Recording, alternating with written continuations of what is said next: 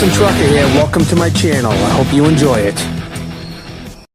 Sam Sicchio. Sam Sicchio. Come on, you're a legend in the construction business. Legend in my own mind. That's such an overused word. Yeah. How you doing, Sam? Let's try Good, this. Mike. How are you? Good, thanks. You condone to this? Yeah. Okay. Tell us about yourself, your life in construction, trucking. When did it all begin? All began in Wellesley, Mass. I grew up at the intersection of Route 9 and 128, which is where the Wellesley office park is now. Oh. My grandfather came over from Italy and bought some small house lots there. You needed a whole bunch of them to build a house. He built a house for his family, and my dad inherited the home there. Eventually, we got lucky, and the developers of the Wellesley office park bought the land, and we were able to move uptown to Wellesley proper. Wow. Wellesley, it's pretty fancy. At the time, there were a lot of Italian Americans in Wellesley, and there were quite a few blue-collar people in Wellesley then. It's a whole different ballgame now. Sure. But, grew up there. I went to Wellesley High. Okay. While I lived at 9 and 128 wasn't there at the time. All right. And they built it. What was there? Just woods? It was farms. Farms. There was a series of truck farms along Route 9, and the old Italians used to raise vegetables and take them into the Boston market. Oh, wow. So the state came through and put 128 in, displaced some of them. Some of them moved out. Some of them moved up Route 9 a little further west. They didn't take our house at the time. But I used to go to a... Step over here, it's quieter. I used to go to an elementary school, and it was 1.9 miles from our house to the elementary school. Yeah. You needed to be 2 miles to get a school bus. Yeah. So the town fathers would never give us a school bus. So we used to walk up Route 9. Oh my God. Because it was a little quieter then, not much. Yeah. I mean, there were heavy traffic, a lot of commuter traffic on Route 9. We used to walk up Route 9 to Cedar Street, and we'd walk a half a mile in Cedar Street to this old wooden schoolhouse. It's unbelievable. Wow. At the time, that in Wellesley they had a wooden schoolhouse. That's amazing. 2 miles a day. I mean, both ways. Yeah, both ways uphill. Uphill both ways. Yeah, with no air. So we had an interesting childhood. We had a baseball field that we eventually built in the cloverleaf of 128 and 9. Wow. Because we had no playgrounds then where we lived. There was a lot of woods and... Yep. How did people go north and south back then when there was no 95, 128? 128 actually existed, but it was all secondary roads. Okay. It was a numbered route, but yeah, that's a good question. When they built 128 in the 1950s, they ended at Route 9. Oh. South of Route 9, 128, it existed. It wound its way through Needham and Dedham. I believe Milton. Then it just ended at Route 9? No, well, it ended as a highway. Through highway. Yeah. Route 9. So eventually they built it from Route 9 south. That was a major undertaking. I remember as a young boy sitting up with overlooking the intersection of 9 and 128, and they were blasting the big ledge cut just south of Route 9. And then they ran it through. It ran through a lot of the woods in Dedham. Those were interesting days. They did some major rock removal. It was fun. I kind of got the bug.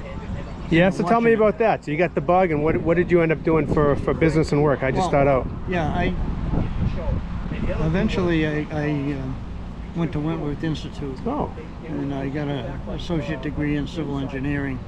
And my brother and I, when we were growing up there at 9 and 128, we had plenty of room, so we bought an old dump truck and kind of fixed it up and learned to drive and drove around the property. And then when we were 16, we were going to go in the trucking business. And lo and behold, the state didn't let you drive a dump truck till you were 18. Okay. It was kind of interesting because we had a friend that wanted to be in the trucking business. He was our age. He bought it, and he was able to register it and drive it. And we were never able to do it. Insurance companies wouldn't talk to us.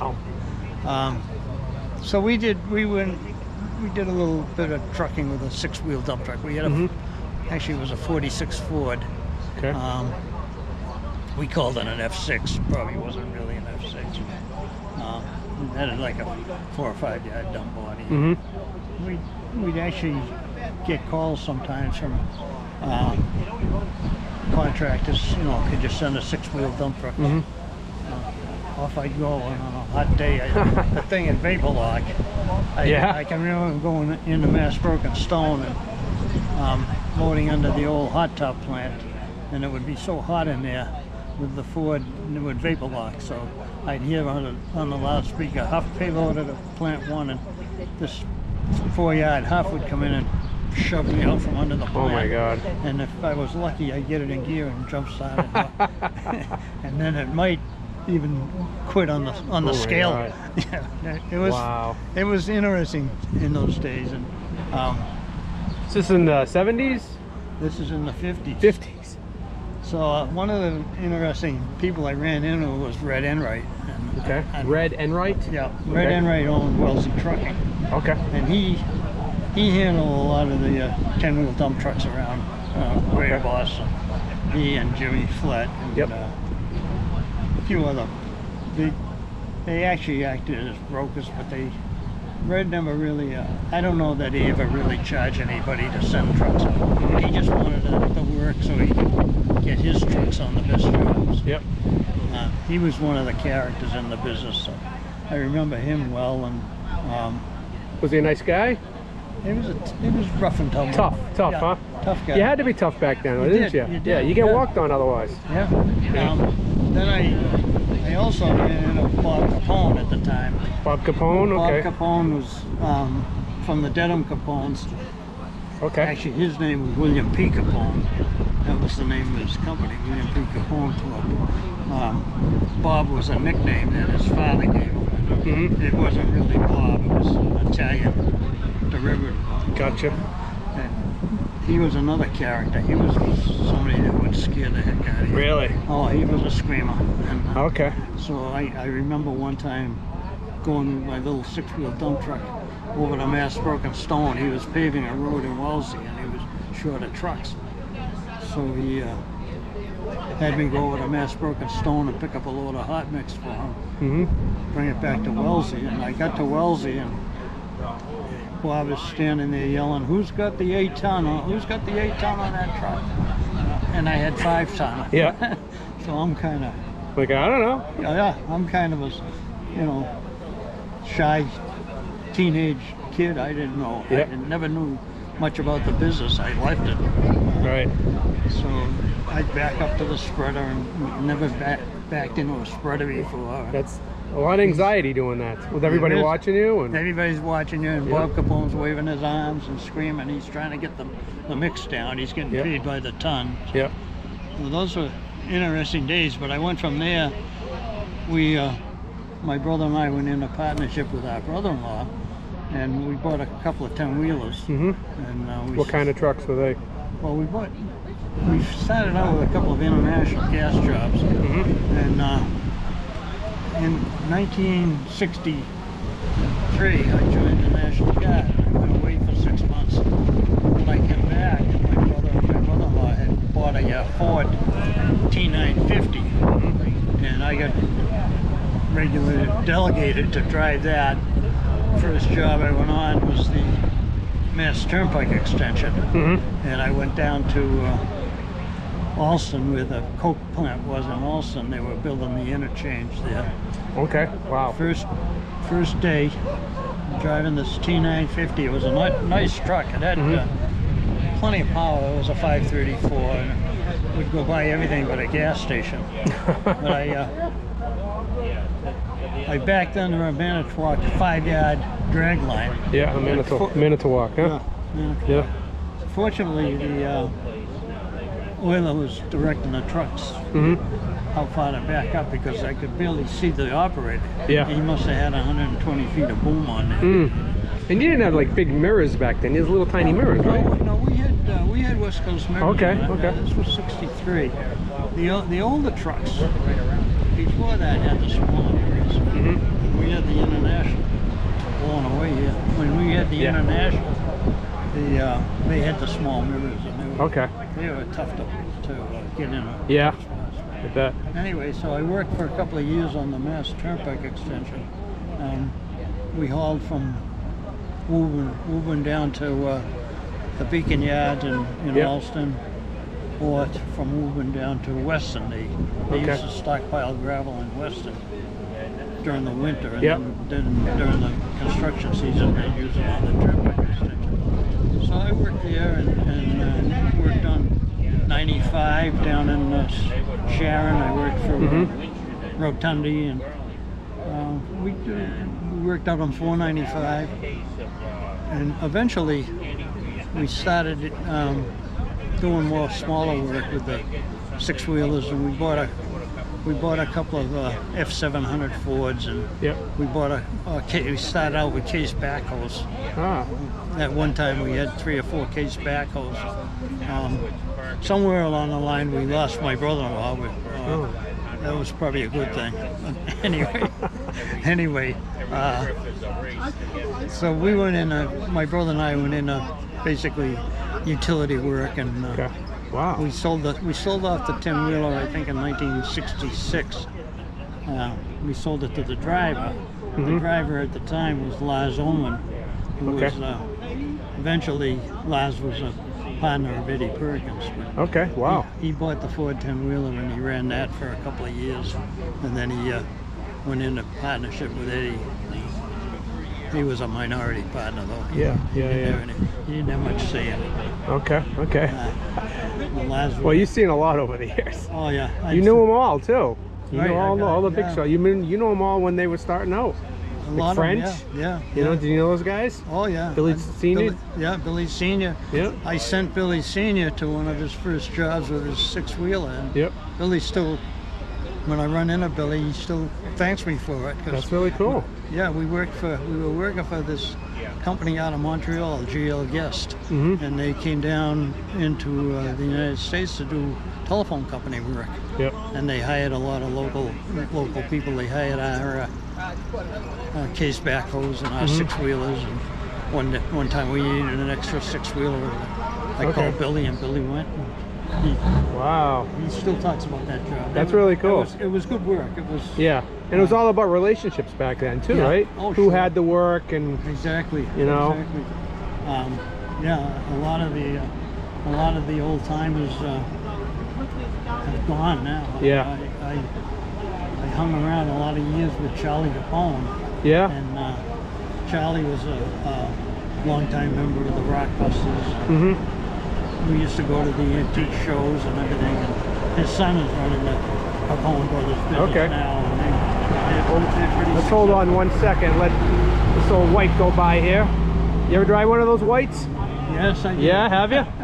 I've driven just about everything. Yeah? When you talk about the old whites, it was the time we were working for Marinucci Brothers on Route 93 in Medford. Yeah. And they were hauling fill out of Wilmington, out of I think it was Drinkwater's pit in Wilmington.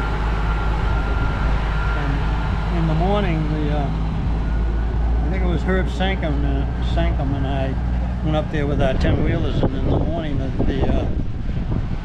foreman from Marinucci said to us, you're going to have to keep up with the company trucks. And we look over, and there's 2 old whites, gas jobs, and we're hauling down.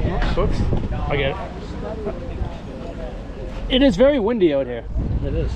Should have put my windscreen on my camera. I didn't realize. We were walking, so we were hauling down Route 93 to the end of 93. They were building 93 through Medford Square, and we were dumping down there. So it was no problem. Herb Sankum had a 230 International with a pretty good sized Cummins, and I had the gas job Ford. We had no trouble keeping up with the. How were the drivers back then? Driving those old trucks. I mean, you didn't know any different, but you had to be pretty tough, I suppose, back then. Well, you know, the Ford was almost like driving a car. Really? I mean, I drove old Macs. I at one time had an LJ Mac 10-wheeler. Wow. You're right. They were. It was hard on your body, right? Were you tired at the end of the day? Yeah. Oh, sure. Yeah. And even the Ford had the 5 and 4 in it, and you know, you'd shift all day long. And I suppose. Yeah. Between the heat and the dust, the noise. No air conditioning and those things. No power steering. No power steering. Well, the Ford had power steering. Okay. But the old Macs I had, I mean, over the years I've had a lot of trucks. Eventually my brother and I bought a Mac tractor and a Schertz at 35-ton low bed. And those were hard trucks to drive. You really, like you say, you were tired at the end of the day. Yeah. And, you know, plus the fact that we were always in traffic. And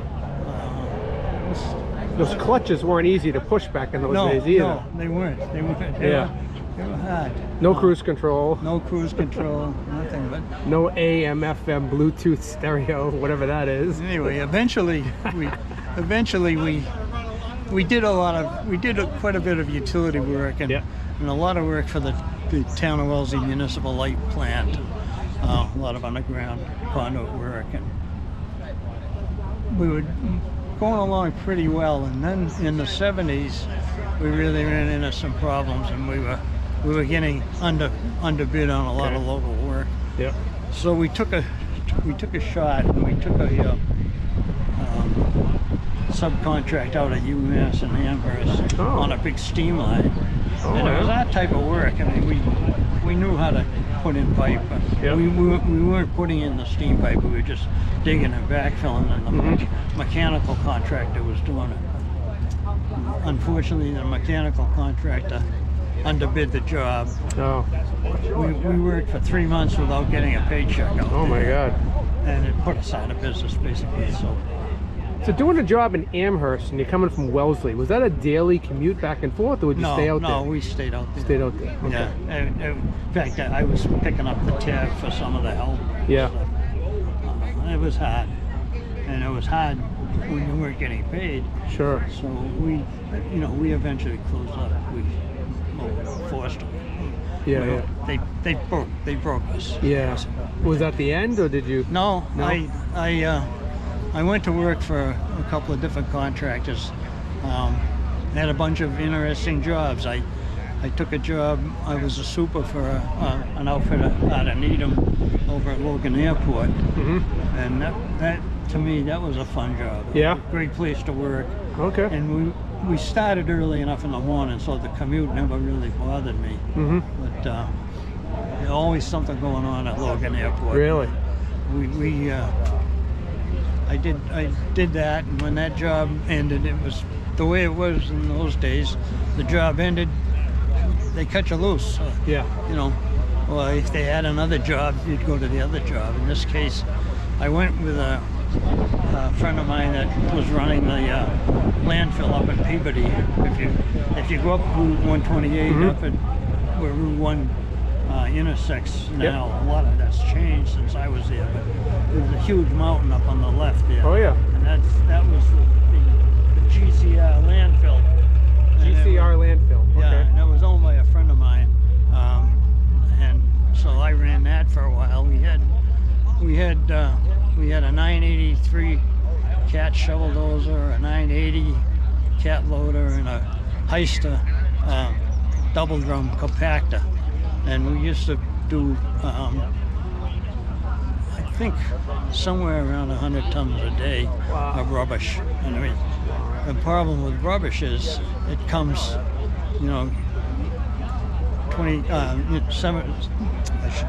8 hours a day for 5 days a week. Yeah. For 52 weeks a year. It just doesn't stop. It doesn't stop. And we were getting rubbish in from all around, all the different towns, and then we we were getting a lot of the private BFI and the big outfits were dumping there. So. But I did that for a few years, but eventually I smartened up. It was just too much hazardous material in there. And I think I got out just in time because a lot of health issues can develop, I suppose, working in a landfill. It is. I had a friend of mine, one of the Valentis from Newton. They used to haul dirt in for us so we could cover the rubbish. And he told me, he said, "Hey Sam, you know, there's 12 types of cancer that they've discovered in landfills." Really? And I went home that night and I said, you know, what am I doing? Not worth it. One day I was running the big compactor. And luckily I had the window closed and somebody dumped a roll-off load in there and it had some barrels in it, but I didn't. They used to be cute about it. They'd hide it in the rest of the rubbish. I ran over a barrel and this liquid came up along the side of the machine. Luckily I had the window closed and it splashed up along the window and I didn't think too much of it, except when I got out at lunchtime, all the paint was gone.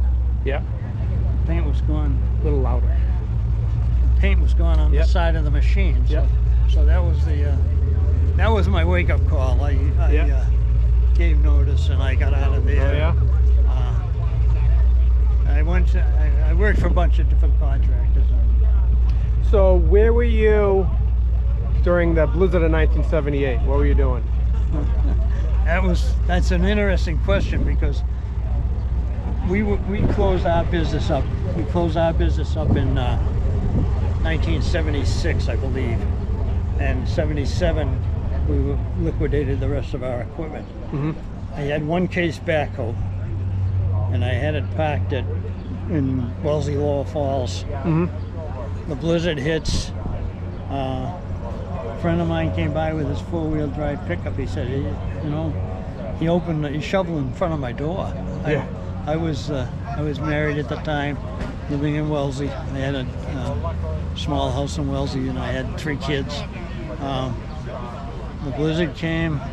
There I was with one backhoe. The year before, I had 3 case backhoes, an Alice Chalmers loader. Oh my God! You could have cleaned up. I would have cleaned up here. So my friend was the highway superintendent in Wellesley. So he came by and he said, "Where's your machines?" We need all the equipment we can get. I said, "I got one." That's enough. So he said, "Where is it?" I said, "Down in Lower Falls." He said, "Start on Washington Street and work your way west, opening up all the sidewalks." But here I am. I got a case backhoe that's two-wheel drive now. Oh my God! The snow is about up to my waist. You know? And I went out and I worked.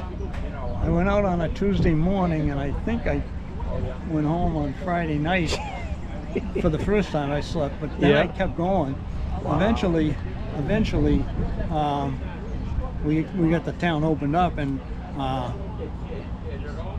the highway superintendent said to me, "I got to get a grader and scrape the ice off the road."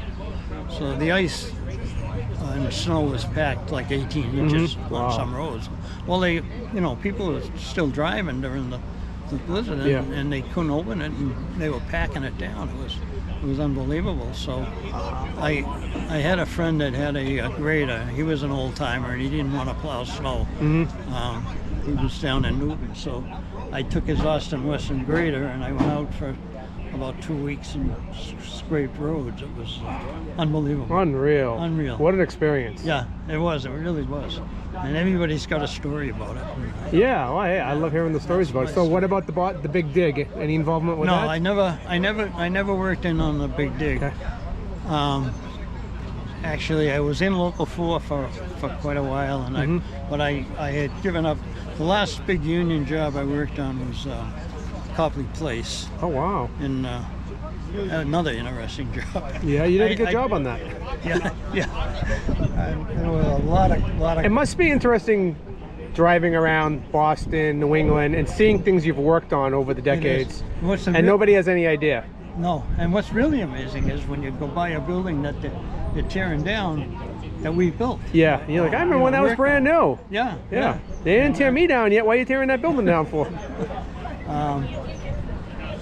from there, I worked for some local contractors, and that's why I never went to the big dig. I was always in the suburbs. That work still had to continue. Yeah, and I was getting older. I didn't.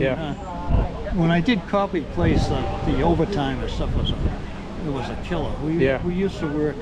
We used to work sometimes 11 hours a day. We'd be going home at night.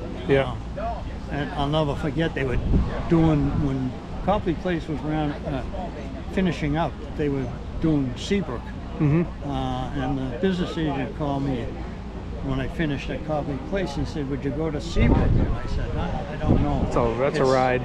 Well, I got laid off the day before Thanksgiving at Copley Place.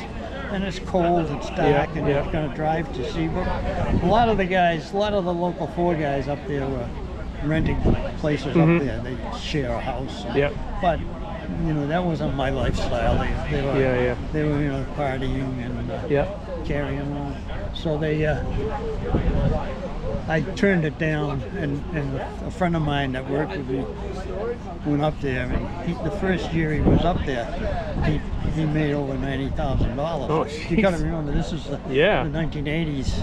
Hey, $90,000 is good now too. But in the 80s, back then it was, you know, that's big money, But I had worked a lot of overtime at Copley Place. I had money in the bank, and I said no, so I just went to work for some local people from then on. But I did have an interesting job back in the after 2000. I must have been about 2010. I worked for the Grafton and Upton Railroad, and Grafton and Upton Railroad. If you're familiar with railroads, it's just a short line that runs from the Conrail down to Hopedale. And I think it's like 15 miles, but it had been abandoned, and this fellow bought it, and he had to rebuild 9 grade crossings that the towns had ripped up or the state had paved over. So he hired me to be the project manager on that. Well, I had done a lot of construction work, but never a railroad. And fortunately, when you talk about old timers and people that knew what they were doing, we had a good railroad contractor, so we dug out the crossings, and the railroad contractor would lay in the track, put in the ballast, and you know, and then we had a paver come in and repave it. But it was tricky work. We had to cross state highways and a lot of town roads. And when you do a railroad crossing, you can't do a half at a time. You have to put in detours. I worked with all the different towns out there. I worked with the deputy chief in Milford. We had one time we had 13 detail officers working the detours just to get traffic around our crossings. And that was another one. When that job finished, that's when I retired. I was going to ask you, how do you know when it's time to retire? Hey, Dave. Hello. You know, that's a good. Because some people think you never have enough to save to retirement, but you have to eventually. Yeah, you do, and it's not so much. It's not just the money. It's the fact that you gotta keep doing something. Along the line, back, I don't know, 25 years ago, I started in with the antique trucks and the antique equipment. And when you say starting in with, what do you mean? I joined the clubs. Joined the clubs. Okay. Do you have any antique trucks? Yeah, I had a 1938 Mack F model dump truck chain drive. Oh wow. It's actually down in Gary Mahan's collection now. It's another. I got to get there. Yeah, I need to get there. One year when I get to Macungie again, I'm gonna stop in there. Yeah, it's worth the trip. So what shows are you going to? Do you go to the antique shows all over the New England? Yeah, I basically go to the local truck shows. I've been to Macungie quite often, but I kind of cut back on that. The travel is getting It's a big difficult. day. It's a big trip. Yeah. It's getting, as you get older, it's harder to stay in hotels and travel. But you know, we went to when I was hanging out with Charlie Capone and Rockbusters. We went to Bowling Green Oh wow! quite a number of times for the national. We went to North Carolina. They had a national show there, and we've been to Canandaigua. Okay. Unfortunately, Charlie Capone passed away. Larry Ray passed away. Yep. A lot of the old timers that have been in the club. Luckily, I still have the Canizo boys. Yep. And they're good enough to. Have you ever been up to Charlie Tackaberry's? Yes. You have? Yeah, I went on one of Joe Damagella's bus trips. Oh yeah, legendary bus trips up there. The legendary bus trips up there. Yeah. He did that. He did that a number of years. That's cool. That was an amazing. Yeah. The collections that are out there are just amazing. Incredible. Gary Mahan's, John Haynes down in Pennsylvania. Okay. Is if you get to McCungy, you try to get to his. Yep. He usually has a big cookout the night before it starts. And these are the things I'm going to do when I retire. Yeah. Well, no, you got to you owe yourself that because you've been in this hobby for a long time. Driving for a long time. But the interesting story about my F model Mac was my brother and I had it when we were in business, and when we closed up, my brother kept it and he took it to the Cape. He moved to the Cape when we went broke, and he went in. He opened up a woodworking shop. Yep. And he said, "I'm gonna restore the Mac." I said, "Good luck." I said, I don't think he didn't realize what it would take to really do it. So he took it down there, and he was basically a cabinet maker. So he did the woodwork on the cab and everything, and he had all that done. Yep. And then he finally dawned on him that he would never have enough money to restore those things. I mean, Gary, he puts hundreds of thousands in each truck. Yeah. So I go to McCungy one time, and his truck is sitting there. It's all done now, and it's a Robin's Egg blue, but now it's not a Mack dump truck. It's a rigger's tractor. Okay. When we had it, originally it came from the town of Milton, and they bought it. It had what they call a coupe cab, which was a cab with doors, roll-up windows, and everything. So George Humphrey actually bought it from my brother and restored it and sold it to Gary Mahan. George took off the enclosed cab and put a C cab on it. Took off the dump body and put a big fifth wheel and a big rigger's winch on it. Right. I mean, beautiful job. You've probably seen the truck. Yes. I've seen pictures. I have. It's lettered up for JHB now. Okay. So I'm standing there looking at it, and an old timer comes up and he says, "What a beautiful restoration." And I said, "Let me tell you something. If this was a restoration, this would be a green Mack dump truck with a Garwood body with a cam and roller dump body on it, a hoist on it, and with a full cab with windows." And he's going, "Really?" And I said, "Yeah, that would be a restoration." I said, "They built a beautiful truck. I'm not trying to throw shade on the truck, but it's not a restoration." No. And I'm not picking on Gary, but it just... Where you going? Yeah. That's funny. So this guy doesn't know anything about restorations. Dennis. How is ya?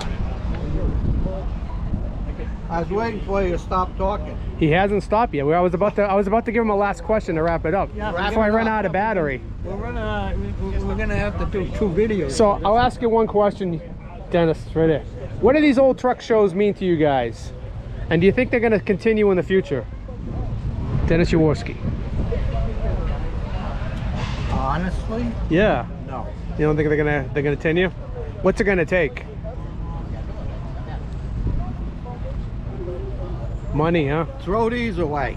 Yeah. The young guys don't want to show up at these. The young guys are not interested in. They're playing on. They're talking to the guy on the side of them. Yeah. I hear ya. Come down, visit us sometime. I want to. Yes. That's why I was trying to call you. Well, let me give you my cell. Okay. When you're done with him. We're almost done because I'm almost out of battery. I have to change batteries in a second. Listen, it was a pleasure talking with you. We'll talk again. How do you say your last name? Sicchio. Sam Sicchio. It was really an honor to speak with you. I've seen you around the shows. Never got to speak with you. Thanks for taking the time. Anytime. Absolutely. We'll see you around. Thank you.